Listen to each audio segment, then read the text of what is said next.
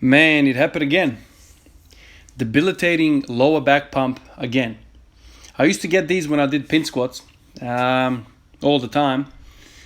Got them yesterday when I was doing the rack pulls pretty much from the onset. Really ruined the workout actually. I got to 190 kilos, but I didn't feel good. It moved quite well, but I don't like the feeling when I'm kind of in discomfort and my body doesn't feel ready to lift heavy, when it doesn't feel like it's ready to perform well. I take all these things very seriously, the symptoms that I get in my body.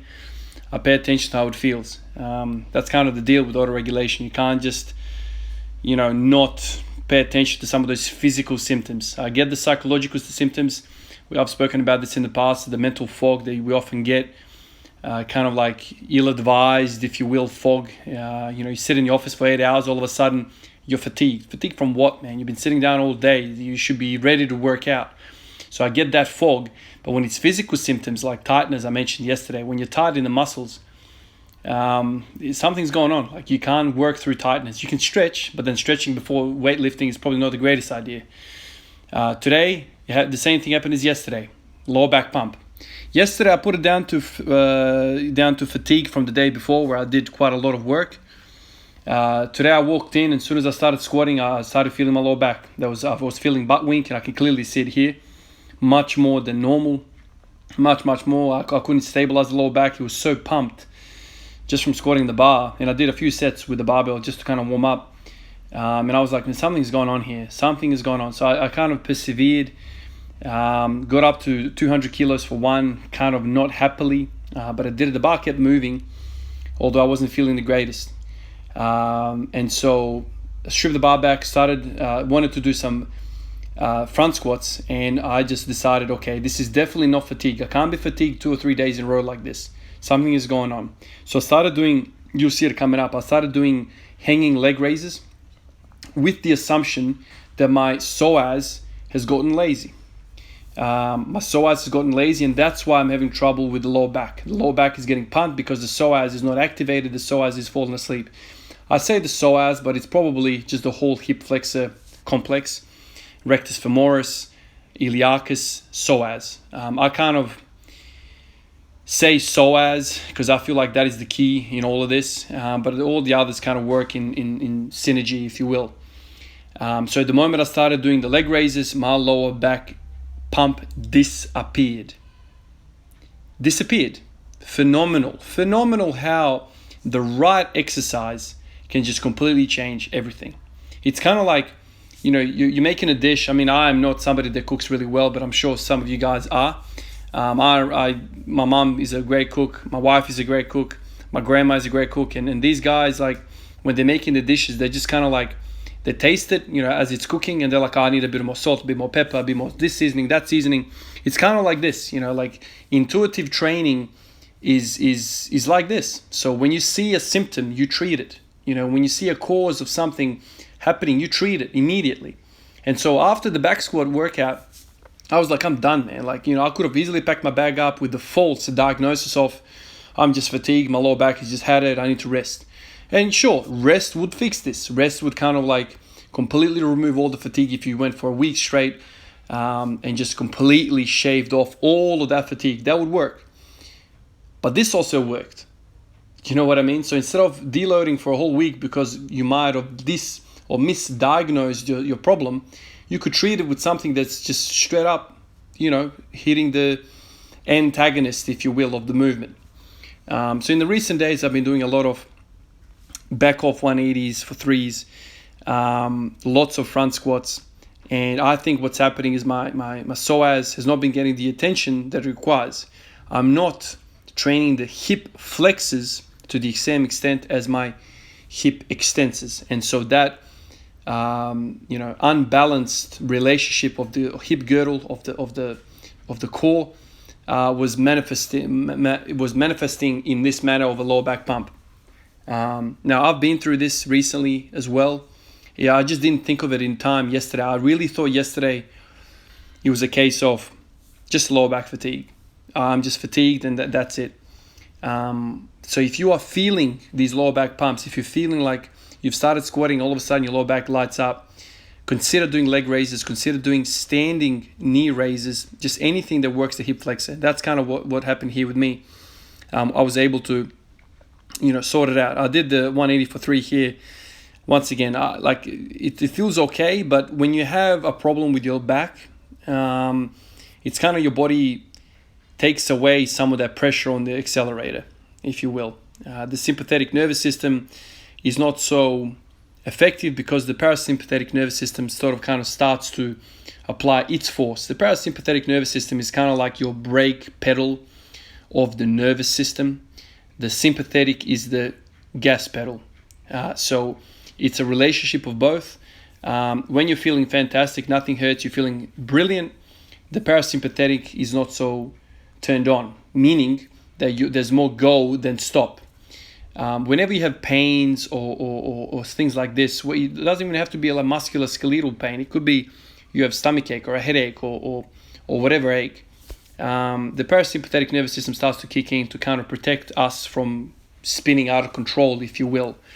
So it's like a defensive mechanism. And so when you have pain, when you have discomfort, some of that brake pedal action starts to happen and everything kind of slows down a little bit. And I certainly felt the 200 today was really slow. I wasn't really happy with it.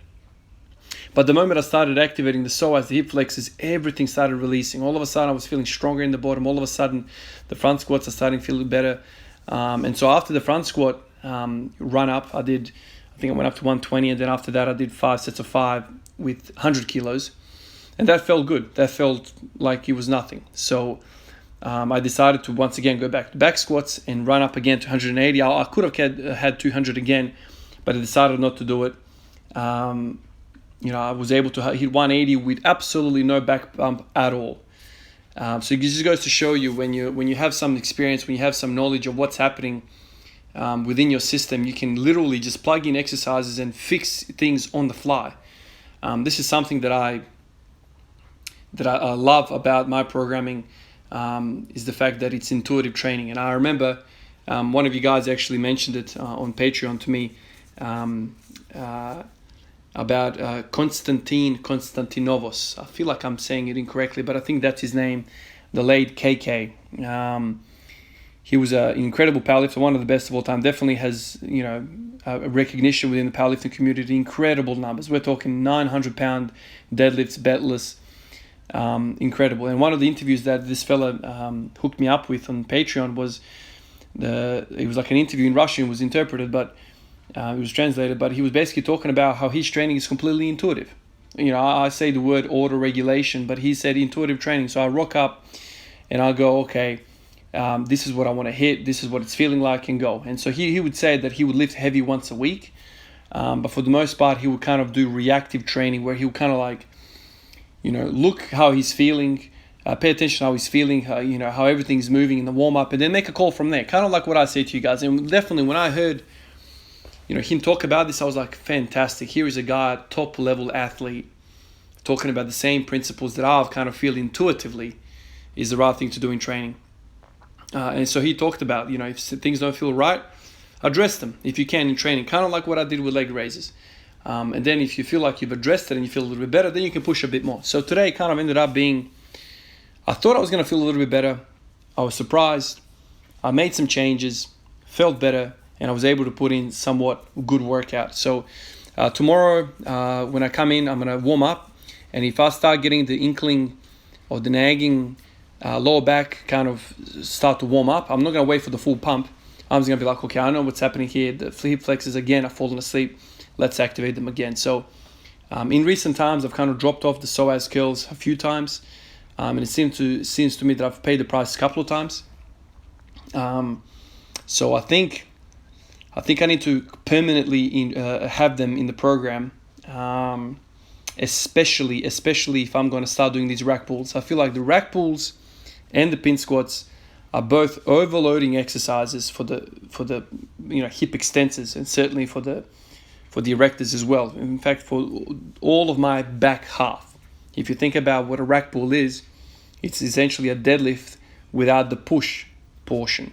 So you're starting with the bar kind of mid-shin, maybe closer to the knee, which means your shins are vertical at the point of breaking inertia, which means this is purely a posterior chain exercise.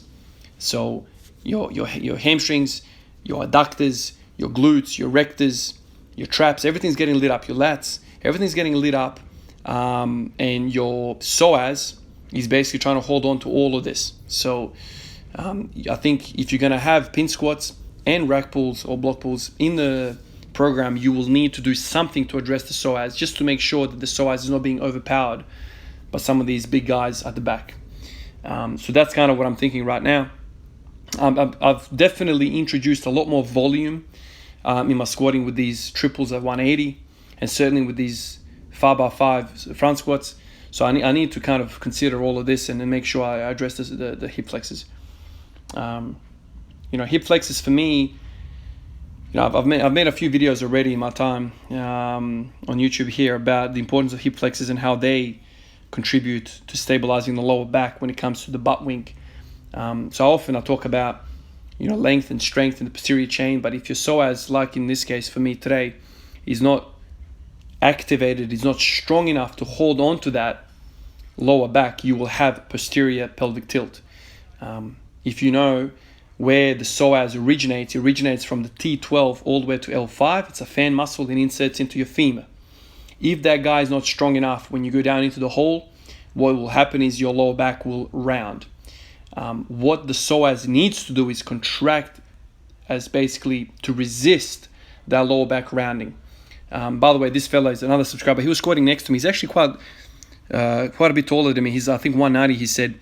He was squatting next to me, and although he's kind of new to the gym and new to the compound exercise, I was quite impressed. Like I hadn't talked to him at that point, but as he was kind of squatting next to me, I always have a look at people around me. I love squatting, as you guys know, and so I had a look at him and I thought, geez, this is a taller fella, and yet he was getting really good depth in his squat. So it was really nice to see a longer lifter with really good form. So all of you guys out there who are thinking about, I'm too long to have narrow stance squats, or I'm too tall for high bar squats, you can, but you need to address some of the things that I'm kind of already talking about. The psoas.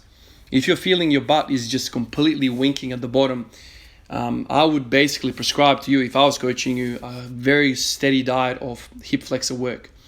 Because if you can conceptualize yourself in that ATG position, right at the bottom, so you need all the posterior chain to kind of be long and strong, so to release, but also the psoas needs to oppose that by pulling in the lumbar spine into somewhat an extension or lordosis, some sort of lordosis, to oppose the forces which want to make it go into flexion. You saw it on me the first few minutes of this video. You saw me butt winking like crazy. And I felt it. And I felt the heat in my lower back. My lower back is freaking getting stretched at the bottom, and then I'm flexing it. Stretching, flexing, stretching. That's what butt winking is. You have a long position, then a short position when you get up. Long, short, long, short. So what does that remind you of? It's a freaking back extension. It's literally you're working out your lumbar spine muscles, your rectors.